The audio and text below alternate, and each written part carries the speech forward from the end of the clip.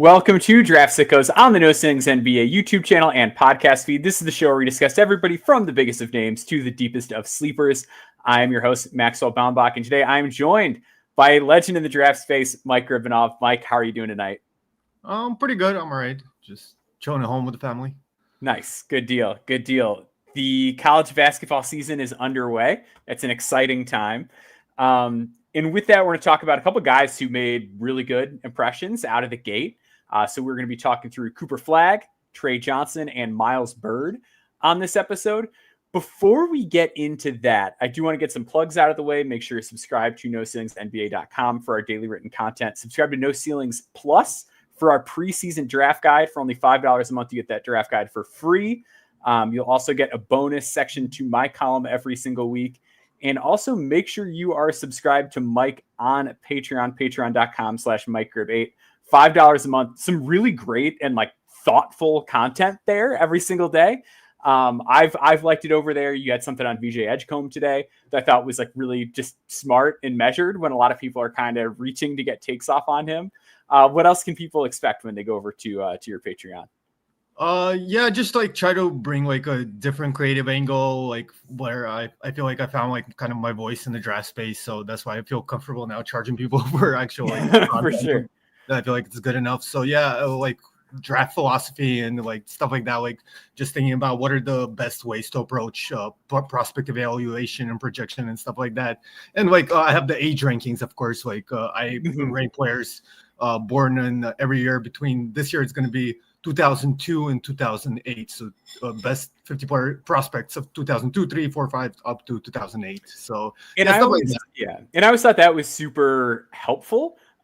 Just because I think a lot of times it's easy to get lost and this player is better than that player. And it's but when you consider the year they're born, it makes a big difference. If you're comparing a guy who's born in 2002 to guys who are already in the NBA, they're born in 2002. It makes you start to realize, okay, well, if that guy was still in college, what would that look like? It's a really good contextual exercise. Yeah, exactly. The age we know is pretty reliable, age curve for a really high number of players, pretty much 85% of players I think I've seen in the NBA reach their prime at around 27, 28 years old. And it's very reliable out of all the other stuff we have in drafts for projection that is not very reliable. That one is. So and it's a factual number, obviously their birth date. So kind of adjusting just for that, having that as a constant variable, I think really helps. Absolutely. I agree with that. So another kind of thing I wanted to pick your brain on, we are early in the year, and a lot of people, make early boards. I think there's nothing wrong with that. I have to do it. I'm not a fan of making draft boards early in the year, just because I really like the college sample. I like having the data to work with and things like that. But early on in the year, how do you? Because you spend a lot more time on the grassroots stuff. My niche, I kind of have to focus on a lot of returning college sleepers. I don't get to do as much of the grassroots stuff for pre 17U. I feel that is a huge blind spot for me.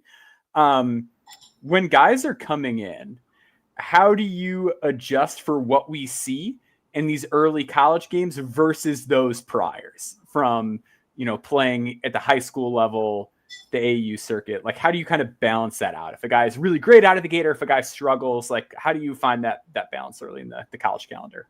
Yeah, well, to your credit, I think even for me, I'll watch I'm watching some 15U AAU games, but I don't know how valuable really that stuff is, or at least, you find some guys that are really outstanding, like Cameron Boozer. I watched him even before he ever played AAU, and just in high school, you could tell this guy's going to be really, really good. But I think 17U is where you really start to see more reliable stuff and projection like that. But I still the 17U and the later high school stuff I definitely value, even though when on draft day it'll still be near 50% of my I think overall evaluation projection. You definitely see guys like a Jaden McDaniels just comes to the top of my head, who didn't have the best season in Washington but was very effective in AAU, and obviously that's worked out. It's pretty common to see that if guys are maybe didn't have the best college career, but we know they're better than that potentially based off prior sample. But as far as right now, I think what I will say, I remember, I don't know where I saw this data, because I thought I got it from Evan Zamir, but I contacted him and he says he doesn't remember talking about this. I remember somebody told me the data that for even after the first 3-4 games, I think get a pretty good, like reliable and what is called strong indicator for what their actual full season is going to look like at the college level. Interesting. So Okay. yeah, like people will often be like, "Oh, it's 3 games, don't." But actually, you do already like early on start to get pretty good like idea of what these guys are going to look like in college this year. So yeah, I will say like early on, I don't want to like discount it. I still definitely do count it, and it's definitely very important. But yeah, I also very much value the AAU stuff as well, obviously. For sure. And then how do you sort of balance the excitement of, like, I was calling like the shiny new toy prospects, where I feel like everyone's gotten better with this in general, but I feel like when I first started to kind of dip my toe into like following draft stuff more, like far before I like was watching draft film, but even just like paying attention to it, like you would see mock drafts like early in the draft calendar where it would be like 27 freshmen going in the first round versus like these kind of more established guys. Like we know we're solid. Like we know Peyton Sanford is solid. We know like Hunter Salas is solid. Like, but Jaleel Bethea or like Darion Reed or some of these guys where it's like, maybe they don't have like the most incredible pre-college sample, but they're good. Like maybe they're guys that could get into that mix. Like, how do you sort of find that balance early on in the year between like the new younger guys that are really exciting versus the guys that maybe are established but don't have the highest ceiling? Well, yeah, it's definitely difficult. I think like you got to realize like when we're making those preseason boards, like we're making them from what we know to that point. Even if we know some guys are going to probably break out and some of the freshmen are probably going to disappoint. If you were to draft at that point of the preseason, somehow the draft was in October or whatever, you probably like swing for the incoming freshmen and just sure. I think it makes sense to have a ton of freshmen early on, but I think it's definitely been shown through time that a lot of college guys are gonna end up kind of outplaying and the expectations and like playing better than we thought, and some of the freshmen are gonna disappoint. I noticed like when I was doing the age rankings over the offseason, I was like, damn, there's like no point guards in the NCAA. There's like a couple guys that I had to rank. But now when you the season started, you see a few guys like what's his name, Elliot Cadeau. Then the guy from Belmont on Maryland, Jacoby Gillespie. Yeah. Like you see like a few, and there's a few others. Layden Blocker is having a really nice early season. Talking about guys that played really well in AAU and didn't look good in college. So what's it called? I think that if you look for like kind of patterns like that, guys that maybe you're transferring to a really good team with good coaching around them, good talent around them, and maybe like just positionally, like archetype wise, some guys are gonna have to come in to fill those roles. So you try to look for stuff like that. But yeah, it's definitely difficult to we're not fortune tellers, For sure. I was so excited when Lane Blocker transferred to DePaul. Because like he was the guy where I loved the high school tape, and like it's local to me, so I'm also biased. Like it's nice that I'm gonna get to like see his games in person. But it was also one of those things where it's like, man, what a great like usage opportunity. Like he's gonna get to be on the ball a ton. And like DePaul, like it's not like they cleaned up in the portal or anything, but they got a lot of guys where it's like, yeah, that guy can like play high major basketball. So like it's not like he's surrounded by guys that are like totally incompetent or anything like that. Like it should be a nice balance of he's going to get to have the ball in his hands, he's going to get to rep things out, and he's going to kind of get to show what he showed in the past and get to do it in a bigger role. So I like that decision for him a lot. That was a great example to kind of bring up. As we start to get into it, let's lead off. Do you want to do Trey first or Cooper first? I'm fine either way. I really don't care. All right, let's do. I have like a plan to like do it in some order, but I don't know why. Sounds good. Let's do Trey because I think people expected a lot out of Cooper, which is fair. They should. But I think Trey might have surprised some people, and I think including me to an extent. So Trey Johnson comes out of the gate. Obviously, a guy who is in a lot of like lottery discussions and stuff like that pre-calendar, but I feel like once you're sort of outside of that top tier, you never really know which way things are going to break for a guy when they get to college. It looks like it's breaking really well for Trey Johnson right now. So in the opening game, they played Ohio State, which was a game I was looking forward to a lot because Ohio State has a lot of guard talent. It's not like, he's playing one of these really rinky-dink like NAIA schools or anything like that. He's playing real guards. He's playing Junie Mobley, Meechie Johnson, and Bruce Thornton. Yep. So good lineup against them. Goes out, scores 29 points, 10 for 20 from the field, 5 for 10 from 3, gets 5 defensive rebounds, 4 assists, 2 steals, and a block. Only has 1 turnover as well. Really impressive shot-making performance. Then followed it up with another really good game against Houston Christian. 2 days ago, where he also had 28 points, 3 assists to 1 turnover, 11 for 18 from the field, 5 for 8 from 3.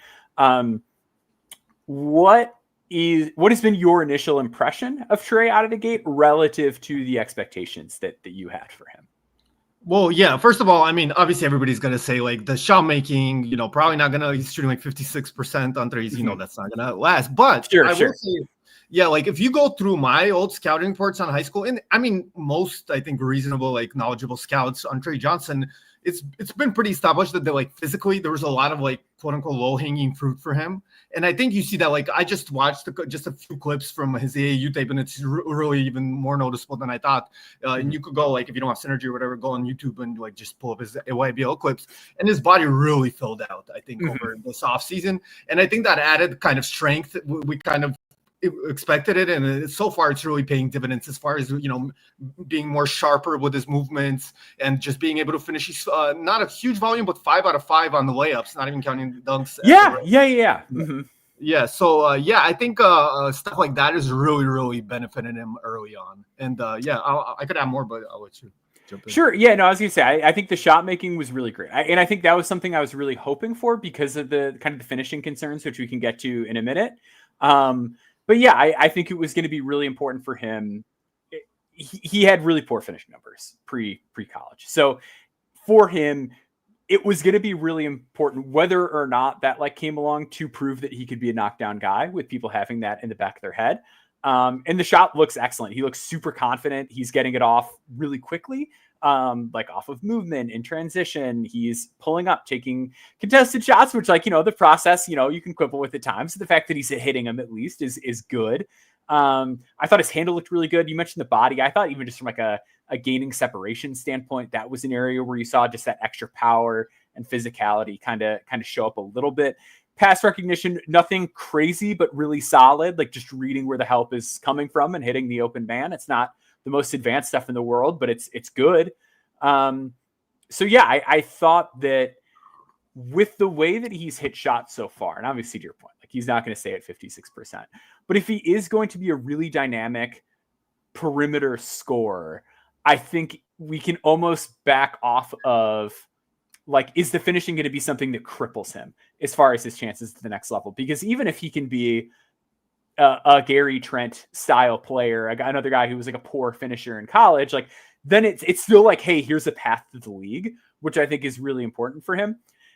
I am still like curious about the finishing because to your point, I think he's like Synergy has him as like 5 for 6 on layup attempts.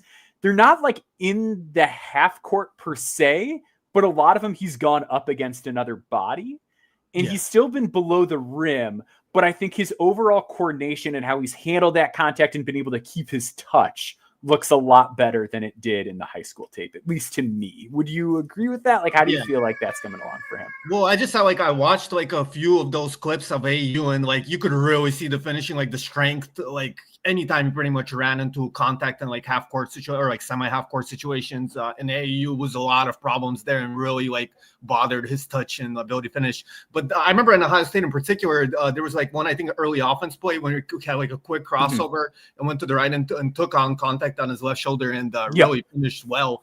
And so I think that's a really big deal, and I think that kind of separates him from Trent somewhat in the like absolutely, way. I don't know if he's going to be quite as good of a like spot shooter as Trey, but I will say one thing that's also interesting. I noticed in AU, just generally so far, I'll say anecdotally, but in my experience, a really predictive one in Synergy is the unguarded catch and shoot 3-pointers, and even though his overall shooting numbers weren't that great, he was like 50% on unguarded 3-pointers in Synergy in his last year on the AU.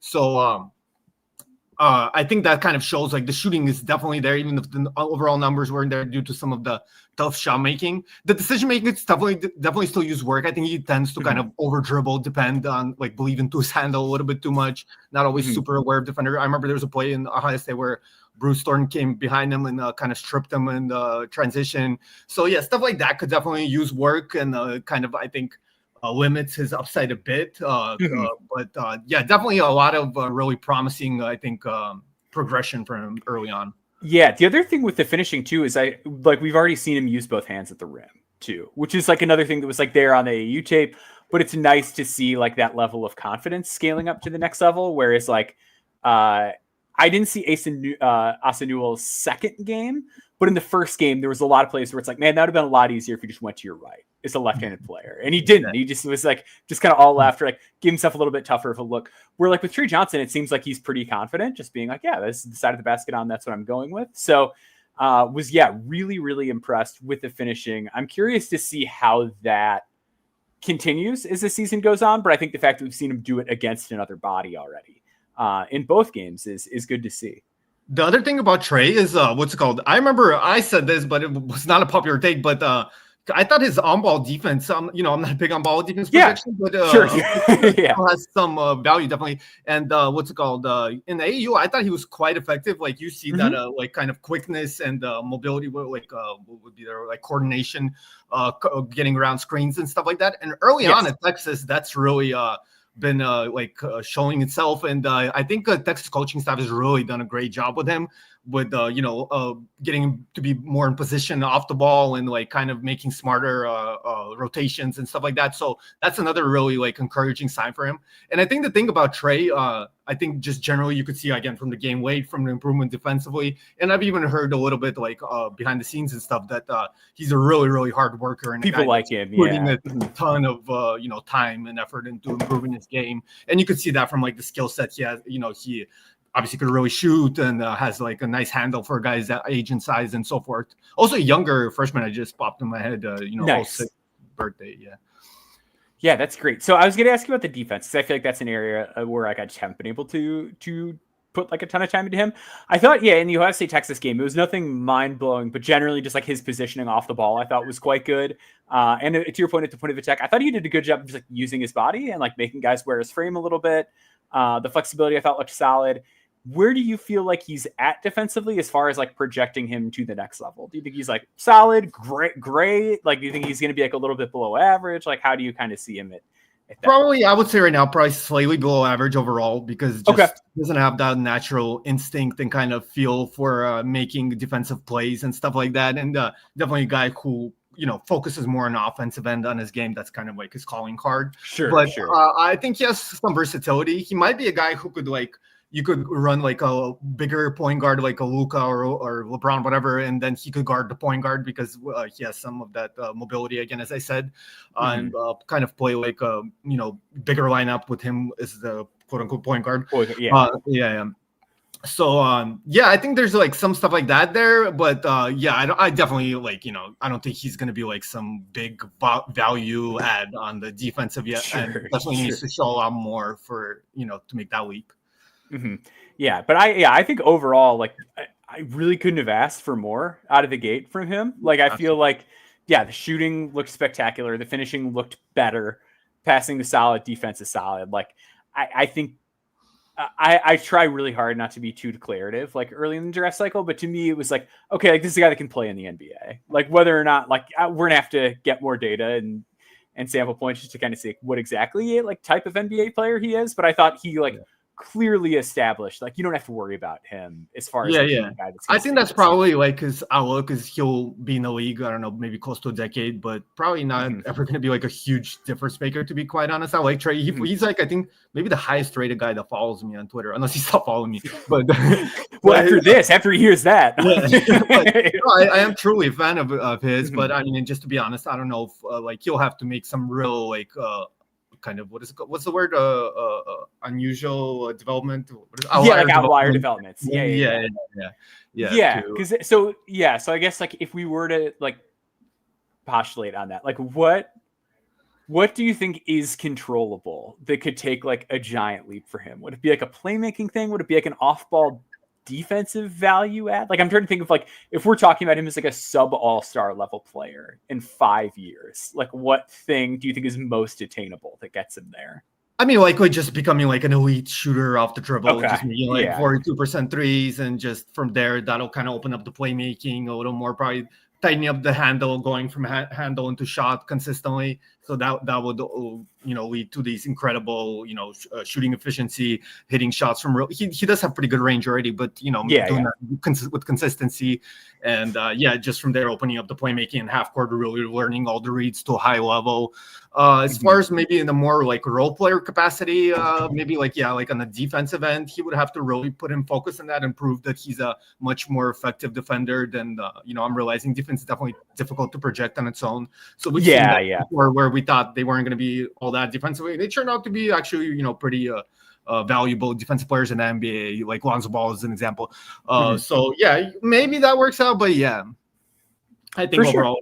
It's pretty I think his kind of outcome is pretty reliable relatively to younger guys like that, where we know he isn't going to be bad. He'll be in the NBA almost for sure, but it's probably not going to be some high upside outcome. For sure, I think we're in a similar place at this point. I was really pleased with what I saw there. We are going to take a quick break, and then on the other side, we're going to talk through Cooper Flagg. So stick with us.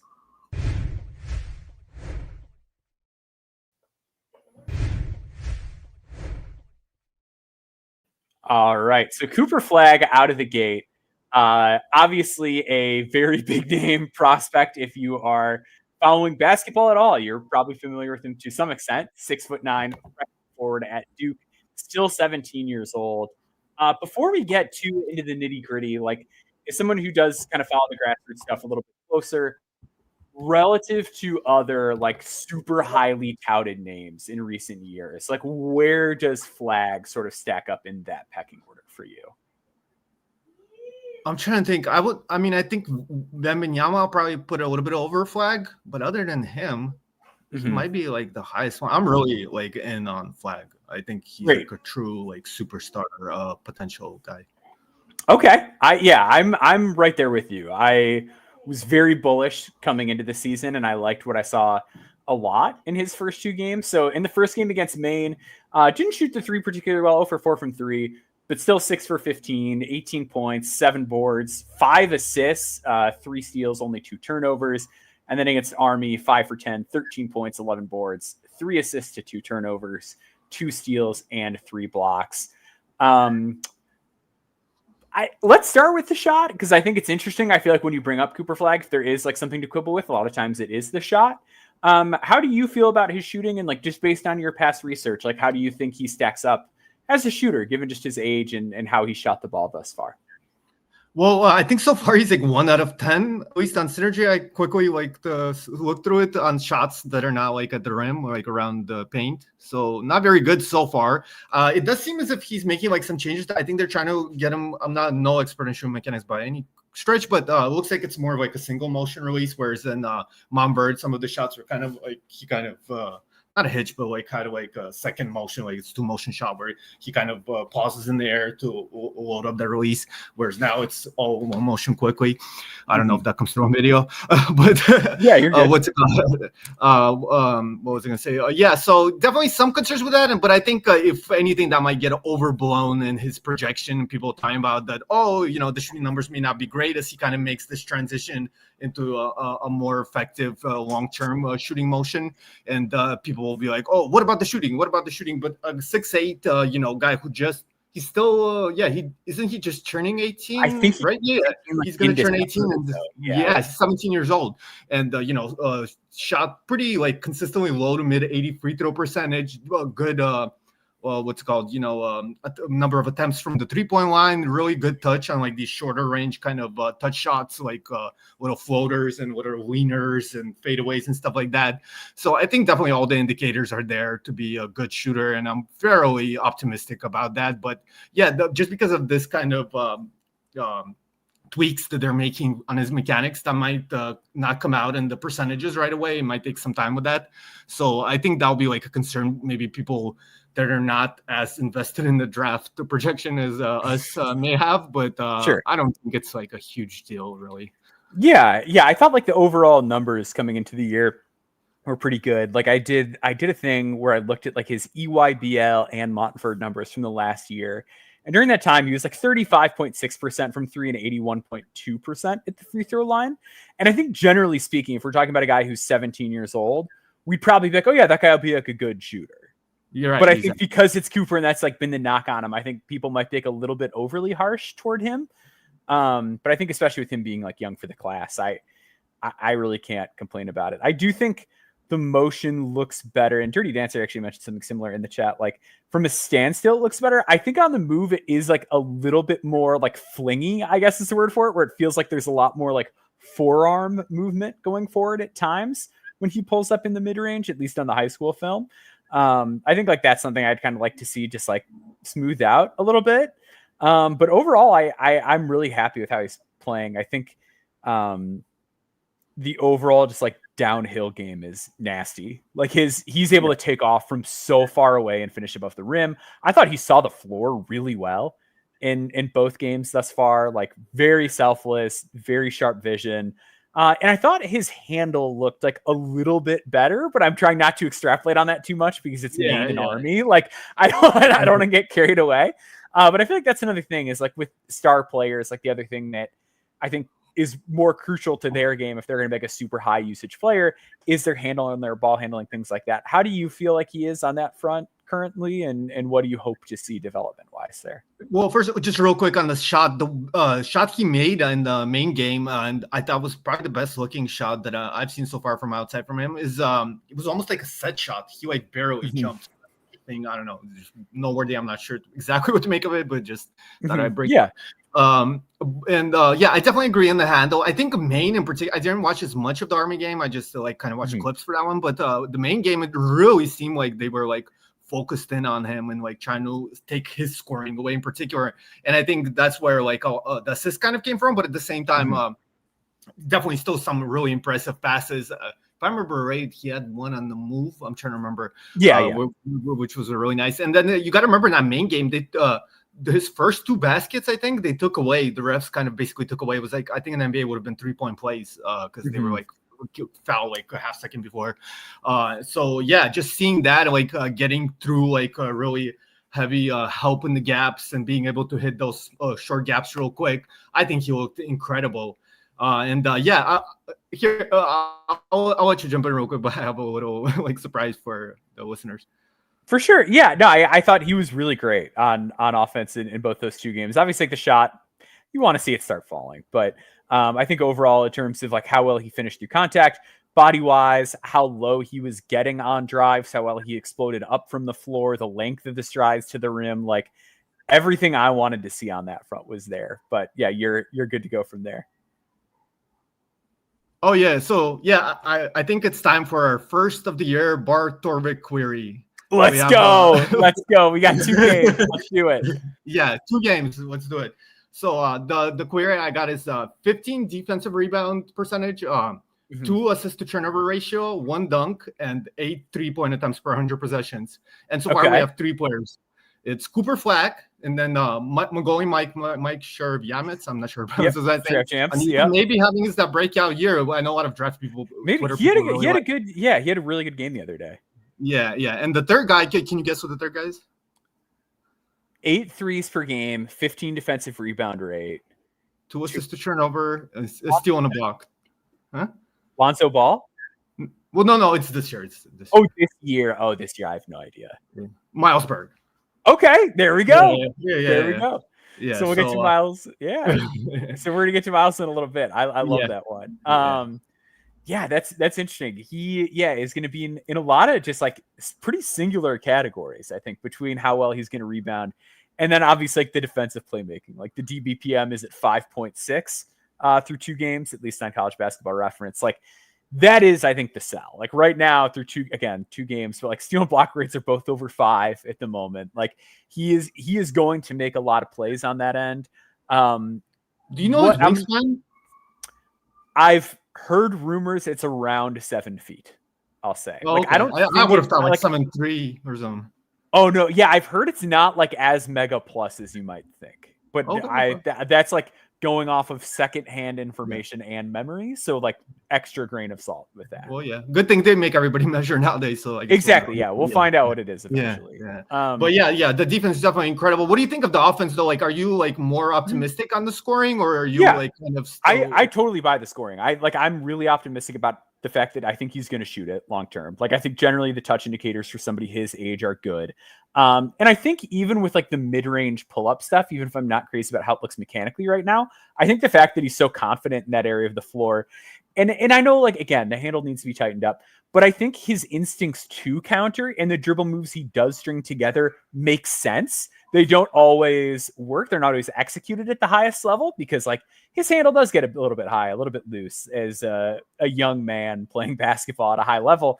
But I do think he is going to be like a genuine multi-level guy. And I think the stuff at the rim is like always going to be awesome just based on how well he gets up, how quickly he gets downhill. Like I do think he's going to be a true 3-level guy who sees the floor well. Yeah. What's it called?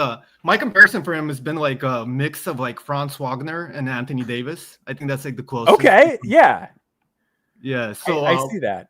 Yeah. So what's it called? But the reason I brought that up is that AD, if you remember in college, he had like under 20 usage. So you definitely or like around there. So you definitely see guys that are like maybe not getting the most possessions or are still kind of figuring out offensive game. If they're really like a big time talent all around game, have the instincts, athleticism, everything in place pretty much, they're usually able to put it together in the NBA and make it work. So even if he doesn't put up like some insane like volume scoring numbers throughout the season, as long as everything else is in place, and so far there's no reason to think that it won't be. I think there's definitely plenty of room for optimism as far as him becoming like an offensive superstar or like a really high level volume scorer. Yeah, like I think that's absolutely on the table, and I lean toward it being like pretty likely. Like I think about how Brandon Miller is looking in the NBA now and how he was like an older prospect during his freshman year. And Cooper's not going to shoot threes like Brandon Miller did at Alabama, obviously. But as far as just the inside the arc element, he's so much more advanced, I think, as far as like being able to get to the rim, finish through that contact, like gain that mid-range separation, like by using his body at times and things like that. Another guy who like had some counters like conceptually, but like couldn't always coordination wise bring it all together. And like he's doing just fine in the NBA. Like I think that's the guy that I look at. Yeah, and I think like he's really, really special. So I think Duke is probably gonna they're my prediction for national champion right now. I think they're going to have the most talented and best team at the end of the year. And the one thing I worry with younger teams is usually a guard play being too young. But they have some older, more experienced guards like Proctor and Kell Foster. So that's my pick for national championship. So I just want to throw that. I think them and Alabama are the two that I'm kind of leaning toward right now. Alabama definitely looks great. I need to watch more like link year prep because like the guy LeBaron Filone, that's like the guy that fell like split through the cracks for me. But he looks good.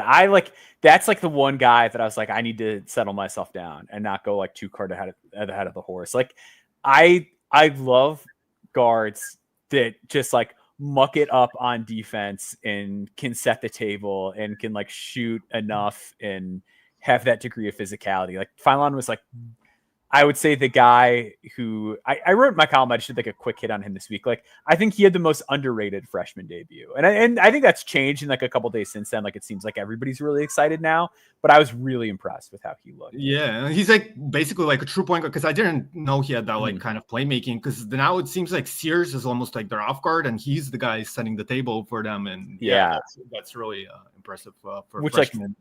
To displace Mark Sears off the ball or even have that be like a thing that your team goes to sometimes is pretty impressive.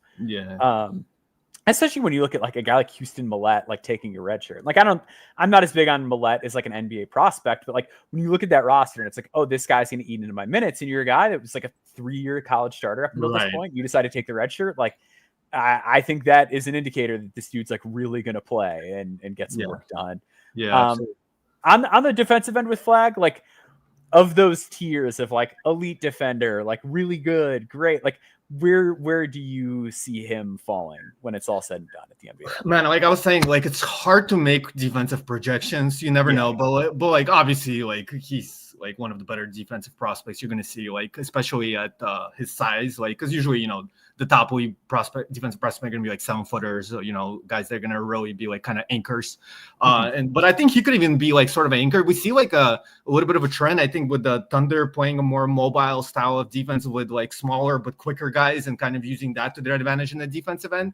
And I remember the Heat with LeBron, what are they called? The Heatles. LeBron was kind of like their defensive anchor from like the middle of the floor, just like bouncing around the court and just making plays everywhere and just taking guys out of position and taking away like schemes and stuff like that. So I think you could definitely see like a similar thing from Flagg, maybe even to a bigger extent. And obviously Kurolenko is a comparison a lot of people like for Flagg. And at least on the defense, I think offensively Flagg has a lot more upside, but on the defensive end, I think there's definitely some similarity with the Flagg and AK-47. Yeah, I'm right there with you. Yeah, the motor still runs hot, like even in games where he is on the ball more offensively. I love the ground coverage. His hand-eye is wild. Like, gets to a lot of, like, just shots that don't feel like he should be able to get to them, like, the second before they're taken. Like, there'll be plays where a guy is on, like, the opposite side block, and he'll be in the gap, and then, like, he's just over there, and it's blocked, like, a second later. It's like, I didn't even think you were in position to make that. In the AU especially, I remember, like, there's, like 10-minute stretches where the other team couldn't get a shot off. Like, it's just like get everything. Like, it's like, wow, like how do you score on this guy? Like, it's impossible. Yeah, he's everywhere. And I think because of how well he moves and how good his anticipation is, it should be like pretty scalable. But yeah, I'm interested with the passing because, like, I always thought his passing was somewhat underrated, but it's definitely been to like another level early on this year. I wonder if, because again, like I said in the main game, I really felt like they were focused. They're like, oh, this Flagg guy, he's the number one recruit. You guys better not let him score. So it seemed like every time he touched the ball, there's like another guy rotating. All eyes on him. So what's it called? That kind of, I think, opened up the floor to make passes for him. And in the Army game from what I saw was similar, a little to less degree, but still. But I wonder as the season goes on if like Caleb Foster is like a bucket man. Con Newport, obviously, we know is shooting the crap out of it. Yeah. So I think I pronounced that wrong. I forget how to pronounce it. But I think it's Knipple, but he's a crazy shooter. And I thought Caleb Foster looked like quicker this year too. Like, he was getting off the line a little bit better. So yeah, I think that might make the playmaking a little bit easier for him if those guys. Yeah, like but self-creation, I'm saying, as far as like, because I think teams will learn that they have to take away Knipple. They they can't let Caleb Foster get into the paint. So that will take some attention on Flagg. And I think as the season goes, you'll see some like bigger scoring performances from him. Maybe not quite as. He has like a assist percentage over 20, I believe, right now. I don't know if that's quite going to stick, but hey, sure, you might.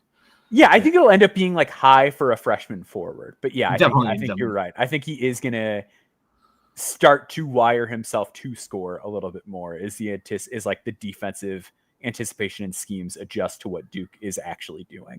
Goes on. Is Duke going to go undefeated? That's no. I don't know.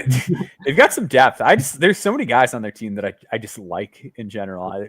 They're really talent-wise, but I think they're too young. Probably they're going to get. Yeah. Well, yeah, because like there's just going to be games where they get cold. Like it's going to happen. Yeah. So, and like I don't know, like if they get cold, Malawak gets into foul trouble, and then like maybe it's not the best matchup to go small. I think it'll probably look something like that. I don't want to like switch from Flagg. I feel like just like everybody knows it. That's what I was worried about. That when picking Flagg, I'm like everybody already knows him. But I thought the opening performance were still noteworthy enough to talk about. But I wanted to ask you, what did you think of Malak in the early game? Because I hear some people like were really disappointed by his defensive game, but he had a ton of blocks.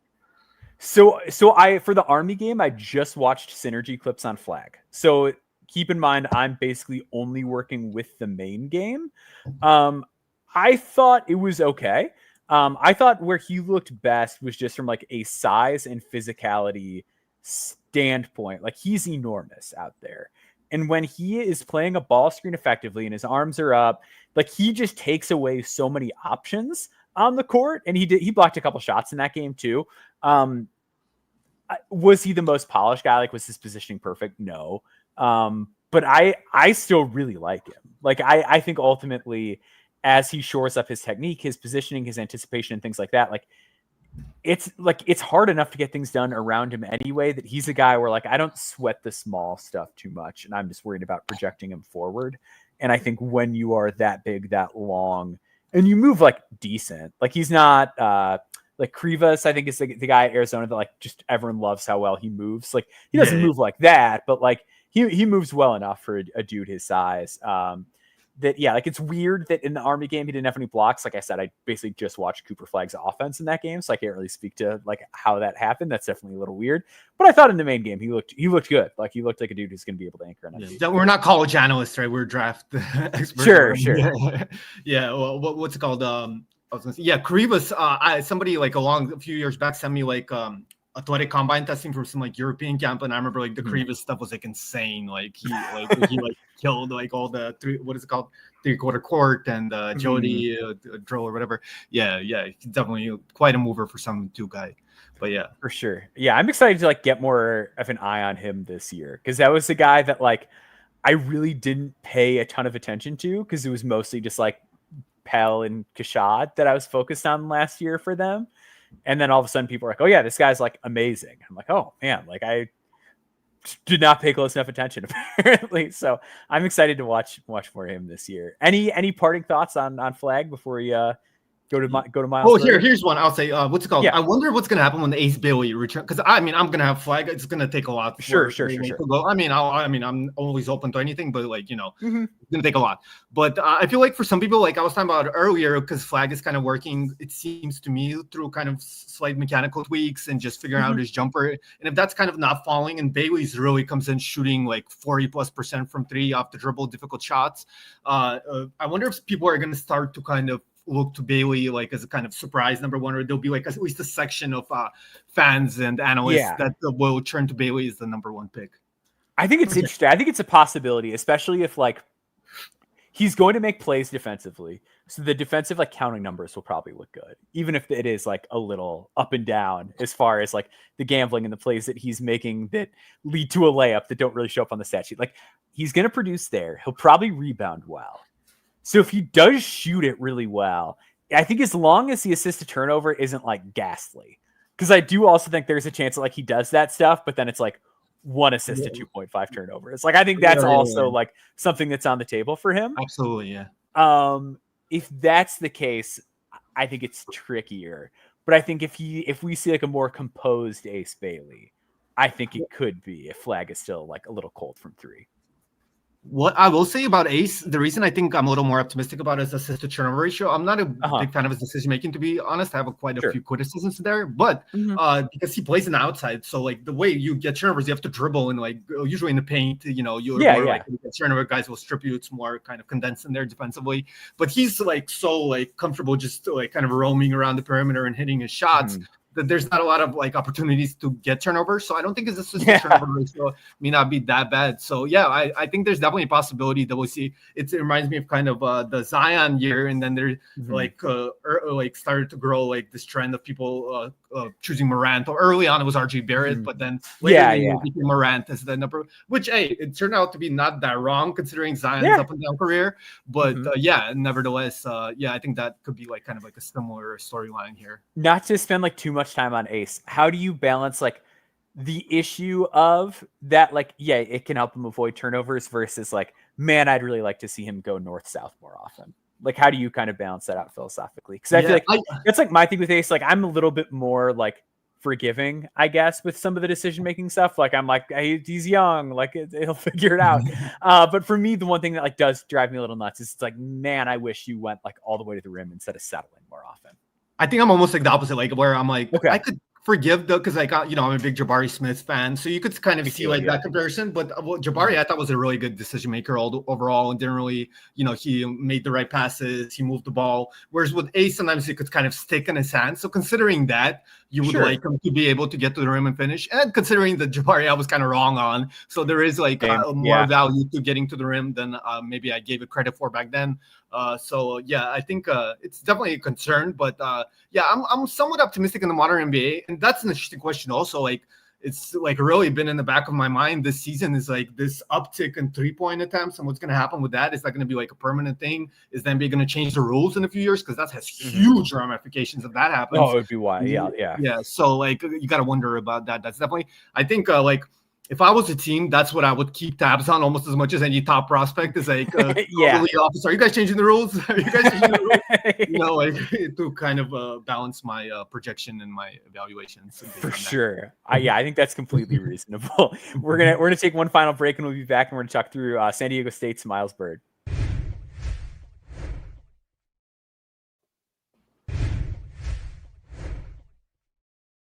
So Miles Byrd was the guy that you brought up. I always love trying to get like one sicko guy per episode, like one guy who's not like bell of the ball, getting a ton of attention coming into the year. Miles Byrd had a great opening game performance. Scored 20 points, had 8 rebounds, 3 assists, 5 steals, and 4 blocks. Love a good 9 stock game to start out the year. Really interesting player. Was like sort of pitched to me like 2 years ago. Someone was like, hey, just keep an eye out for him. Like, he's not going to play a ton now, but like later he's this big guard and whatever. And like last year didn't get a ton of run, but like great advanced numbers as far as like defensive rebounding, defensive playmaking, like didn't have high usage, but like BPM looked great. And now like this year looks like he's going to be the primary option probably at San Diego State. And they have not really had a dude that does the stuff that he does the last couple of years. They've always been good, but they've never really had anything like this. So what jumped out to you about Miles Byrd that made you kind of want to focus in on him on this episode here? Well, yeah, I'm not big on like total minutes. I mean, you do need some sample size, obviously, but like, yeah, considering he didn't play much in last year, I don't really care about that as much as other people do. Interesting to quote. I recently was reading this old article by Lane Basher. He now works for the Nuggets and their analytics team. Definitely one of the smarter guys I've met on draft Twitter. He had an old article like in 2014, but I think it's probably similar to this day on projecting international players. And what he wrote in this article is that the difference between an international player who only has 100 total minutes and 1,000 total minutes, the improvement and correlation in his model was only like 115%, like 15%. Interesting. 15% just in that. So like that kind of just as a stand in there, just because I read this recently, so I remember the number off top. But yeah, like just generally, like once you get to a few hundred minutes, you're pretty like much like 85% or something of the way there. So what's it called? Obviously there's like other stuff like scheme and competition level and all that. So there's still plenty of things to worry about. But the fact that he has like a steal percentage of 4 and a block percentage of almost 6 in his career now in San Diego State. And also noteworthy with him is, again, I'm a big birth date simp. So yeah. So he came into San Diego State. I think it was like 17. September 04 birth date. So he's like younger than a lot of sophomores and like similar to freshmen, like a Derek Queen, for example, is like a couple months older than Miles Byrd. Yeah. Mm-hmm. Yeah. I always thought he was like interesting last year. I worried about him a little bit just because I feel like San Diego State's offense has always just been sort of like a meat grinder. Like the last couple of years, like they're one of those teams like they just play ugly. Like last year was a lot of like Jaden Ledee's gonna like last couple of years. That's like their history. yeah. It's just like Jaden Lede's gonna like body somebody and then finish with like a nice hook. Like that was just kind of the offense last year. So I hope that like this continues. I think. Well, remember Kawhi's. Sorry to interrupt you, but remember Kawhi's offensive projection coming out. What's it called? He was like a mid first round pick, and that's because he never really shot threes. His long 2 numbers were really good in San Diego State, but people still Kawhi worried is like, is this guy just like an undersized 4-man? Like, is he going to be able to shoot? Like, now it seems wild, right? But definitely a big part of that. He was still growing as a player, but a big part of it, I think, the San Diego State offense, incredible defense always since they've had Steve Fisher. But the offense has always been a little bit packed in there. Let's just say. Yeah. It's crazy that that continued like under Dutcher too. That it's just like the same. Dutcher very much an extension of Fisher. I feel like for sure, absolutely. Yes. Yeah. So Byrd is a lefty. Is this like this feels like just like a lefty heavy class in general? I was thinking that too, and like especially like the big man, you have like Flory Badunga, you have Colin Murray Boyles. There's like several. Like I feel like there's like a new lefty big movement. Somebody brought up to me this interesting theory that because of dribble handoffs, it's like better to be left-handed to get guys going right. I don't remember exactly. Okay. Yeah. I don't know. I don't know that how makes much sense. that is true. That is because they don't run dribble handoffs in high school, and these guys are. But I don't know. Like, Okay. maybe. Yeah, that's interesting. Yeah.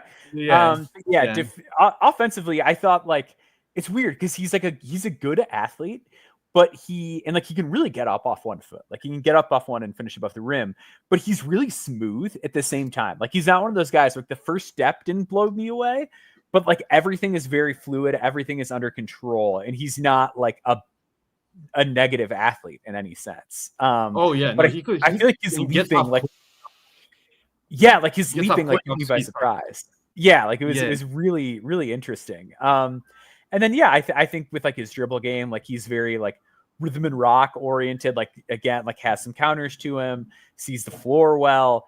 And then I thought the shooting was interesting because I didn't like the way that the shot looked mechanically, where like he's like a left-hand guy who shoots off the right side of his body. His legs are kind of skewed to the side.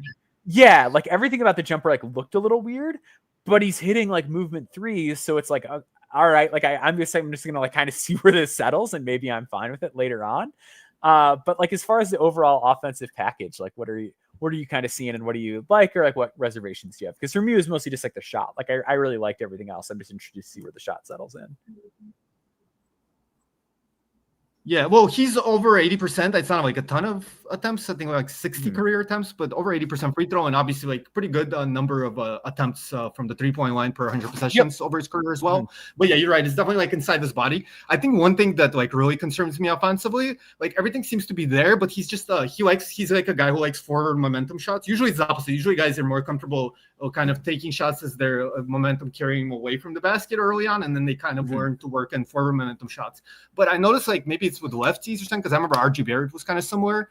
But like the him and the Byrd are kind of more comfortable as their momentum's carrying towards the basket, and that kind of takes away a lot of off the dribble opportunities, like step backs, especially for a guy who's kind of thinner and whose handle could be a little bit shaky sometimes. Sure. So like he's not great. Like last year he was 1 out of 10 in the half court on layups, and he had okay. Yeah. So like finishing is now. He had a nice finish in that game. Who did he play? San Diego versus UC San Diego. He had one nice finish in the half court. So he already has the one finish he had last year. Is that where right where he needs to be. Yeah. So hopefully that he's like going to make some improvement on that this year. But definitely like his self creation is in like just ability to score in general is something that we should question.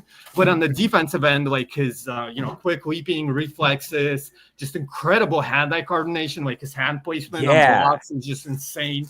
So yeah, like stuff like that. I think I pulled up like a query, like career, not the 2 games this year. Like career, and he like compares to guys like Tyree Eason, Josh Minot. Who else was there? Robert Covington. Covington, I think, is like kind of interesting comp for him.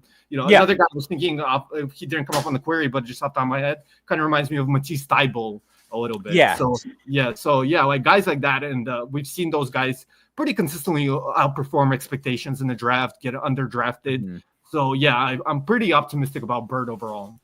Yeah, the hand I think is such a great point. Like his hands are so good, and his timing on strips is unbelievable. Like there were so many plays where like a guy will just for like a millisecond have the ball like a little too far in front of their body, and he's got it. Like it's really special for him. That was like one of the biggest things that stuck out to me. The other thing I liked about him too is like he doesn't have like this super bulky frame or anything, but he really maximizes his frame as much as he can when he's on the ball. Like I thought he did a really good job. There was a play, it was that kid Capik or Nordic. They had a D2 transfer up. I did a little bit of Nordic Capic. He's an Nordic Capic. Yeah. I've been a fan of his since like FIBA U16. I remember. Yeah. When college has I know a couple of guys on the staff there is a good D2 school. They're really good finding underrated talent. But sorry. Yeah, no, I was just gonna say like, there was a play where he was driving like somewhat baseline, and Byrd just like threw his body on him and forced either a dribble pickup or a turnover. And it's like, man, like you don't really see guys with that frame like do that very often. And that was another thing that I just thought kind of stood out about him. Like obviously like the off-ball playmaking is stellar. Like the motor is really good. The timing is really good. But I think the way that he's able to like leverage his hand-eye and just like willingness to throw himself on people is really just takes him to another level. Yeah, just a really impressive, aggressive athlete on the defensive end. There's some question people brought up to me, like, is he like too prone to gambling? But I think again, as I mentioned, like kind of the guys compared to him, anybody who's gonna have those like 4-5 steal percentage, whatever it is, 6 block percentage for their career in college, you're gonna have to like gamble and like make some, kind of risky plays. But tendency, like pretty much in my experience, very overwhelmingly, I don't have like a study on this, but anecdotally, it's very overwhelming, the evidence that these high stocks guys are able to adjust to NBA defenses and play more conservatively, in the scheme where, in the NBA's the decision-making and skill level is too good to, take those kinds of risks all the time, but they still end up very effective and valuable defensive players, more often than not. I would agree too. And like, I get more concerned about guys that gamble that have to like play too far out of position off the ball. I don't want to throw like a lesser name prospect under the bus. I'm not going to say his name, but like I was watching somebody the other day who like the amount that they would play off of their man so that they could make plays like out of gaps and things like that was just so absurd that it's like, I see these stock numbers, but like if you're having to do this to like get those steals at the mid-major level, like I really have doubts about this scaling up. Where with like, yeah, like you can always just like tell Tari Eason to like settle down a little bit. That's I'd rather so much just be like, I know that I have a guy who can do those things and be like, hey, can you just like not do 1 or 2 of them again? Like that's, I think, just a much easier thing to scale down. Yeah, absolutely. And also it's good, I think, to see that in multiple contexts. Now, to be fair, with Byrd, I haven't seen that as much, but with Eason, I remember he was a great what's it called? AU and high school defender. Like that was very apparent pretty much at every level, every team he played on. So that fact really translates. So maybe I should go back and watch some more Byrd AU stuff. And I think that would really cement his defensive upside. For sure. One thing I wanted to get your take on before we go is I wanted to talk to you just about under the radar, like high school guys. Cause you're like I mentioned earlier, like I am very reactive to high school tape. Like I'm like, all right, the year's over. Now I got to watch all the high school tape for the guys coming in. Who are some guys currently at the high school level that you are either enjoying or you think could be really good, or maybe deserve a little bit more love that are like, just not like in that like Cam Boozer territory?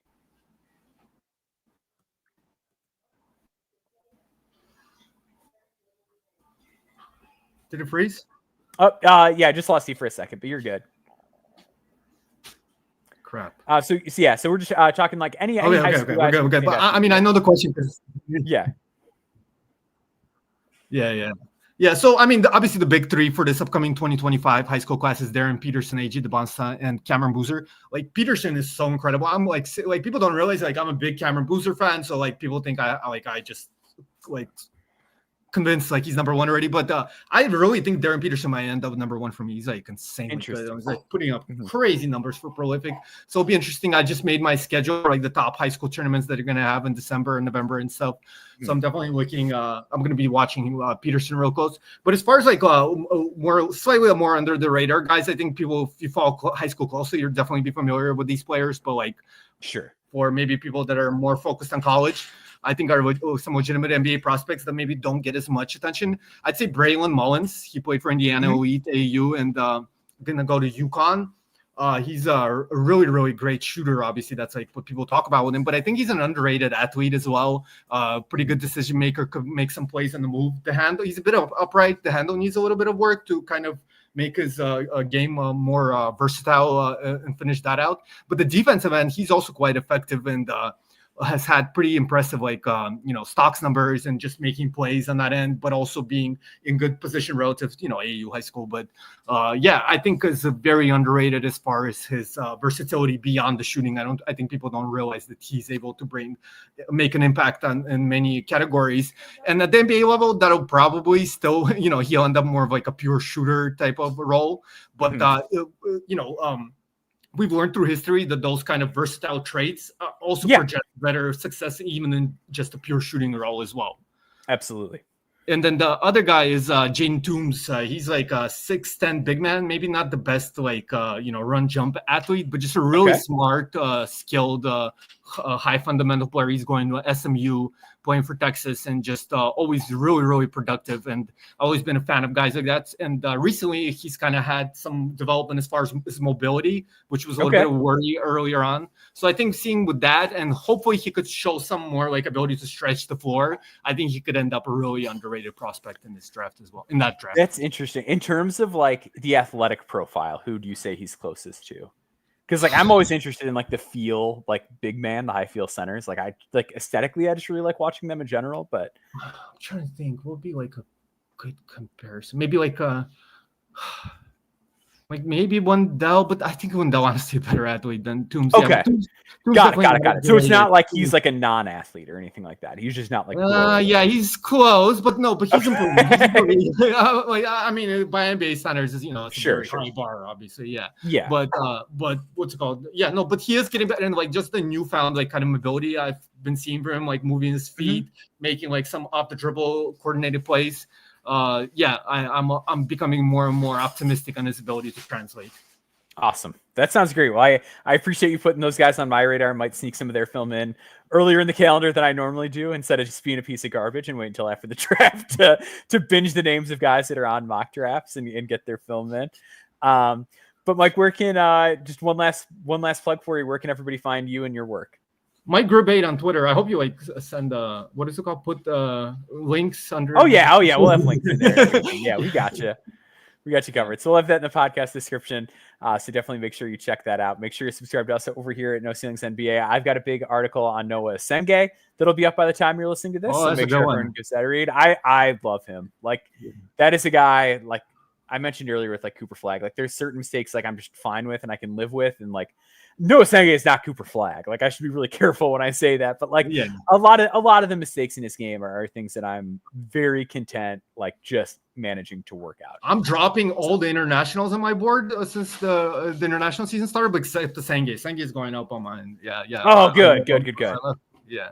I'm glad to hear that. I have him quite high. I think I might have him. We just put together our consensus board, so check for that later this week. But I think I was the highest on a Senge within our group. I saw somebody had him like second, but yeah, I don't know. Oh wow, I'm not that high. I'm not there, but I like him. But yeah, Mike, I really appreciate you taking the time. It was a pleasure to talk to you, pick your brain on these guys. So everyone, make sure you're following him on Twitter, subscribe to his Patreon. And then check us out over at NoCeilingsNBA.com. And we will see you all next week.